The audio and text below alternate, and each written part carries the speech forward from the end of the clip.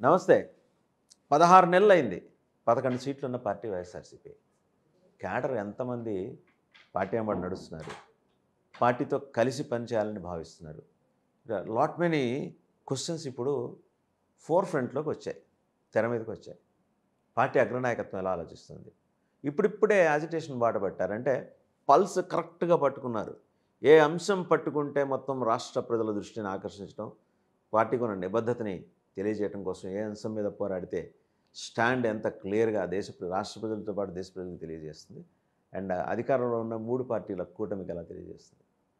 So now they have fallen in line, but as to what is going to happen in future, near future అనే దాని మీద సమగ్రంగా విశ్లేషించడానికి మనతో ఉన్నారు పొలిటికల్ అనలిస్ట్ ఇంద్రనీల్ రెడ్డి గారు. నమస్తే ఇంద్రనీల్ రెడ్డి గారు. నమస్తే సార్. సో 11 సీట్లు తెచ్చుకున్న పార్టీ 151 సీట్ల నుంచి 11 సీట్లకు వచ్చిన తర్వాత సహజంగా కొంత హ్యూమిలియేషన్ ఉంటుంది. నాయకత్వానికి ఉంటుంది, క్యాడర్స్కి ఉంటుంది. క్యాడర్స్ ఊళ్ళు వాకిళ్ళు వదిలేసి వెళ్ళిపోయారు వేరే రాష్ట్రాలకి భయానికి.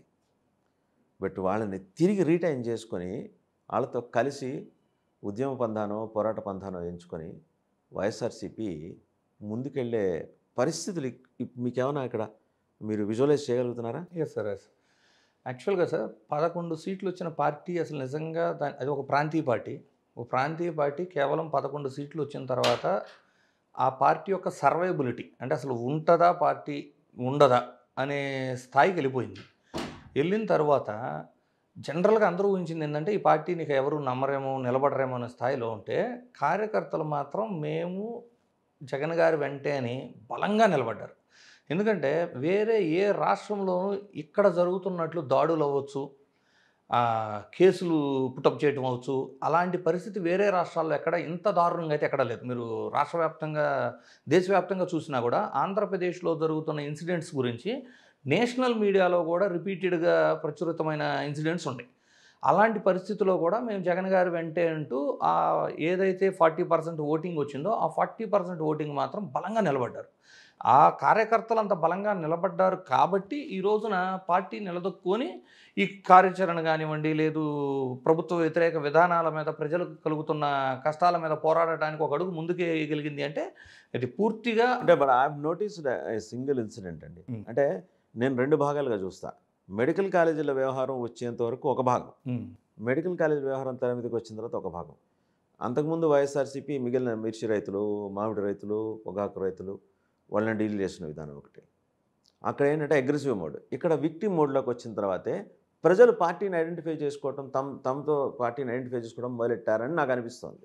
Sir comparison first of all ఏమవుతుంది అంటే పొలిటికల్గా మాట్లాడేటప్పుడు ఎప్పుడైనా కంపారిజను అంటే ఇప్పుడు వీళ్ళు మంచివాళ్ళు అని చెప్పాలి అంటే వాళ్ళకంటే వీళ్ళు బాగా చేశారు అనేది ప్రూవ్ చేసుకోవాల్సిన రెస్పాన్సిబిలిటీ రూలింగ్లో వాళ్ళకు ఉంటుంది.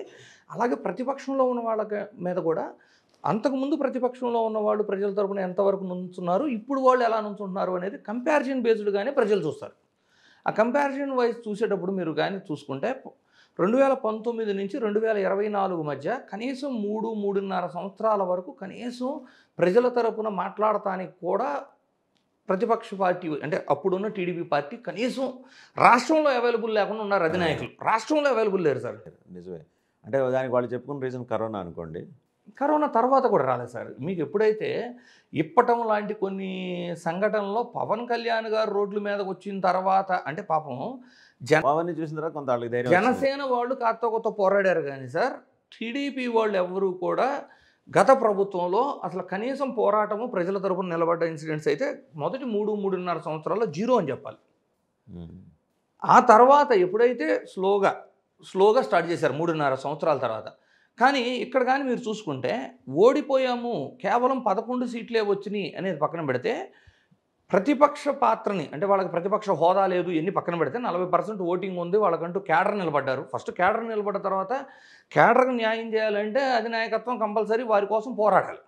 సో ఈ టోటల్ క్రెడిట్ నేనేమంటానంటే కార్యకర్తలదేనండి. మీరు నాయకుల విషయానికి వచ్చామనుకోండి, నాయకులు చాలామంది పార్టీ 11 సీట్లు వచ్చిన తర్వాత మొదటి 2-3 నెలల్లో వెళ్ళిపోవాల్సిన వాళ్ళంతా వెళ్ళిపోయారు కూడా. వాళ్ళని మీరు నోటీస్ చేస్తే ఏముంటుంది, ఎక్కువ మంది వలస జీవులు చూడండి. అంటే వాళ్ళు అసలు ఫస్ట్ నుంచి వైఎస్ఆర్సీపీ పార్టీలో లేరు. వాళ్ళని తీసుకొచ్చి పదవులు ఇచ్చి ఎమ్మెల్సీలు రాజ్యసభలు ఇచ్చి లేదు అలా ఇచ్చిన వాళ్ళు వెళ్ళిపోయారు. రెండో వర్గం ఏంటి, కాపు సామాజిక వర్గం ఇక వైఎస్ఆర్సీపీకి మద్దతు ఉండదేమో అని భయానికి కాపు సామాజిక వర్గానికి చెందిన కొంతమంది నాయకులు పార్టీ నుంచి వెళ్ళిపోయారు. మీరు ఎగ్జాంపుల్ అంటే మీకు కిలార్ రోసి అవ్వచ్చు, సామినేని ఉదయభాన్ అవ్వచ్చు, ఆళ్ళనాని, నెక్స్ట్ గ్రంథి శ్రీనివాస్ అవ్వచ్చు, అవంతి శ్రీనివాస్ అవ్వచ్చు. అంటే కాపు సామాజిక వర్గం ఇక అంటే వాళ్ళ మద్దతు మొత్తం జనసేనకే ఉంది కాబట్టి ఇక్కడ ఉండటం శ్రేయస్కరం కాదేమో అనే భావనలో వెళ్ళిపోయిన వాళ్ళు ఉన్నారు. లేదు వలస వచ్చిన వాళ్ళు అంటే మీకు జయమంగళ అవ్వచ్చు, కర్రి సీత అక్కడ కాకినాడ అవ్వచ్చు, లేదు బీదా మస్తాన్ రావచ్చు, ఇట్లా అంటే బయట నుంచి తీసుకొచ్చుకున్న వాళ్ళు నిలబడలేదు. అలాగే అపనమ్మకంతో ఓన్లీ కులం ఓట్ల లెక్కల మీద రాజకీయం చేయాలనుకునే నాయకులు వెళ్ళిపోయారు. రైట్. ఇవి అంశాలు తెర మీదకి వచ్చిన తర్వాత వీటిని అడ్రస్ చేయడానికి వైఎస్ఆర్సీపీకి యాజ్ ఇట్ ఈస్గా ఉన్న వ్యూహాలు రెడీ చేసుకుంటోందా? జరుగుతుంది సార్. వ్యూహాలు ఏం చెప్పక్కర్లేదు కానీ అసలు ఉందా లేదా? ఎలక్షన్స్ 5 సంవత్సరాలు ఉంది సార్. ఎప్పుడైనా కూడా ఇప్పుడు ప్రాంతీయ పార్టీల విషయం వచ్చేసరికి అక్కడ స్థానిక నాయకుడి కంటే కూడా కేవలం అధినాయకుడిని చూసి ఓటు పడే పరిస్థితి ఎక్కువగా ఉంటుంది. ఇప్పుడు మొన్న కూడా 40% ఓటింగ్ వచ్చిందంటే 40కి 40% ఓటింగ్ కేవలం జగన్మోహన్ రెడ్డి గారి ఇమేజ్ మీద అన్డౌటెడ్గా అదే. కాకపోతే ప్రతిపక్షంలో ఉన్నప్పుడు ఏమవుతుంది అంటే సార్ యాంటీ ఇన్కంబెన్సీ అనేది యాడ్ అవుతుంది. ఇప్పుడు ఈ 40% ఎంతలా నుంచున్నారంటే కొట్టినా, కేసులు పెట్టి అరెస్టులు చేసినా, ఎంత వేధింపులకు గురి చేస్తున్నా కూడా వాళ్ళు జగన్ గారితో నుంచున్న వ్యక్తులు వీళ్ళు. ఈ 40% ఓటింగ్, ఈ ఓటింగ్ ఎక్కడికి పోదు. వాళ్ళు గెలవాలంటే ఇంకా 10% ఓటింగ్ అవసరం రాబోయే ఎన్నికల్లో.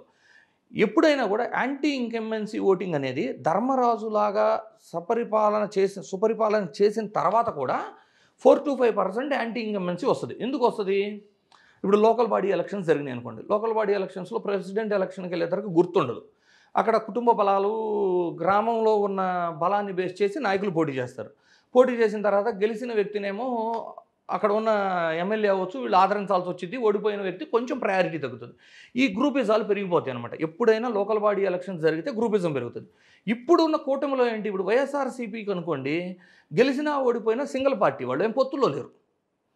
ఇప్పుడు కూటమి విషయానికి వచ్చేసరికి ఏమైంది? బీజేపీ వాళ్ళు పోటీ చేయాలని ఆశపడతారు స్థానిక బడి ఎలక్షన్లో, జనసేన వాళ్ళు ఆశపడతారు, టీడీపీ వాళ్ళు ఆశపడతారు. రేపేదో ఎందుకు ఈస్ట్ వెస్ట్ ఎగ్జాంపుల్కి వెళ్తే ఈస్ట్ వెస్ట్లో మా బలం ఎక్కువ అనేది టీడీపీ వాదన. వాళ్ళకే ఎక్కువ ఎమ్మెల్యే సీట్లు అలాట్ చేసుకోగలిగారు మినిస్టర్లుగానే ఒక ప్లాన్డ్గా ఉంటుంది.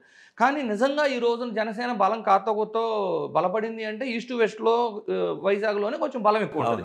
సో అక్కడ వాళ్ళ కార్యకర్తలు ఏం ఆశిస్తారు? పోటీలో మేము పాల్గొనాలి, జనసేన కేటాయించాలి అనుకుంటారు. అది జరగదు. ఇప్పటికే మీరు గమనించుంటే కనుక మొన్న వాళ్ళు ఏదో వైజాగ్లో పెద్ద కార్యక్రమం పెట్టుకున్నారు జనసేన, సేనతో సేనాని అని పెట్టుకుంటే అక్కడ ఒక అన్టోల్డ్ రిజల్యూషన్ బయటపడింది. 30% ఆఫ్ లోకల్ బాడీస్ మనం కంటెస్ట్ చేయడం కాదు, కంటెస్ట్ చేసి గెలవాలి. దాదాపు సర్పంచులు 3600 సర్పంచులు గెలవాలని ఒక తీర్మానం పెట్టుకున్నట్టున్నారు వాళ్ళు. అదే బయట రాసుకోవాలా, but there was an internal discussion.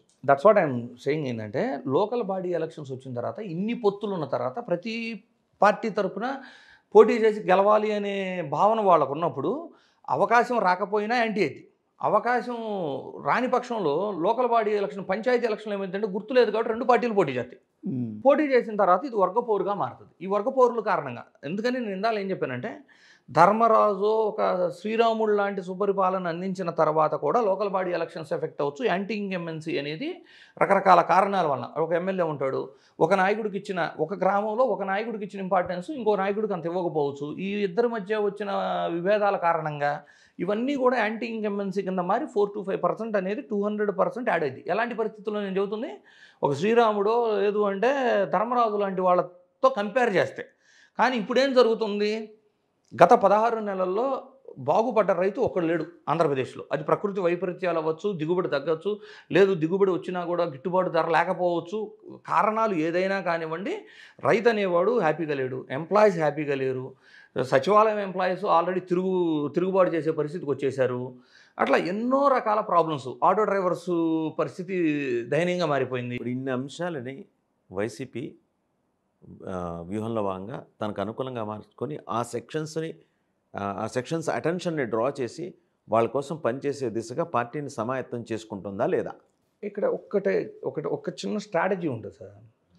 ఎప్పుడైతే ప్రజల్లో ఇప్పుడు రూలింగ్ గవర్నమెంట్ యొక్క ఫెయిల్యూర్స్ని ప్రజలు ముందు ప్రజల గళం కంటే ముందు ప్రతిపక్ష పార్టీ గళం ఇప్పింది అనుకోండి, కొన్నిసార్లు ఏమైపోయిందంటే ప్రజాగళం బయటకు రాకుండా అది డైల్యూట్ అయిపోతుంది.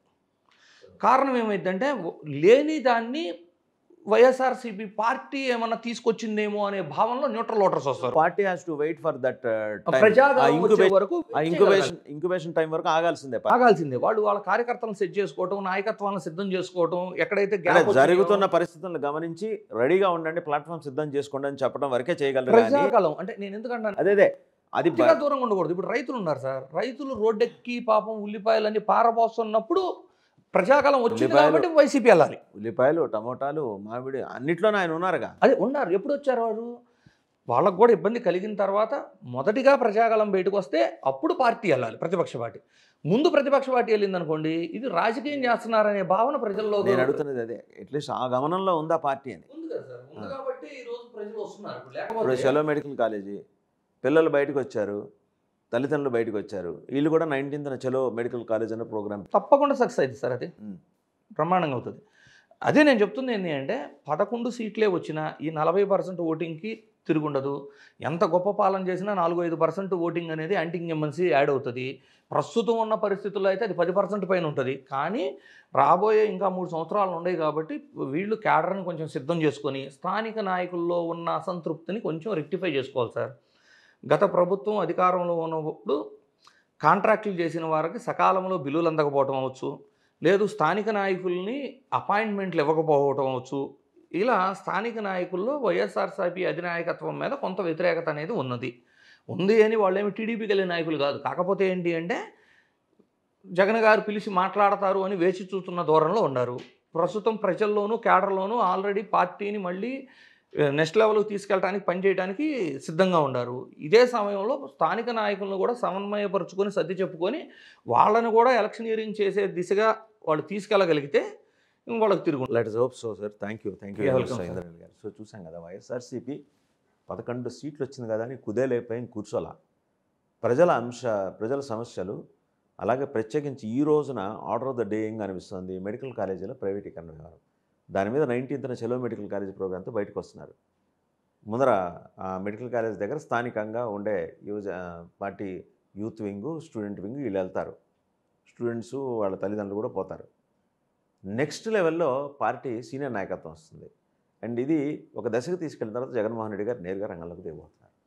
సో ఖచ్చితమైన వ్యూహంతో వెళ్తున్నారు. వాళ్ళేమీ 11 వచ్చాయనే నైరాశ్యంలో ఏమీ లేరు. క్యాడర్స్ని సమీకృతం చేసుకొని సమన్వయం చేసుకునే ఒక కార్యక్రమం అయితే ఇప్పుడు ప్రస్తుతం నడుస్తుంది. Thank you very much.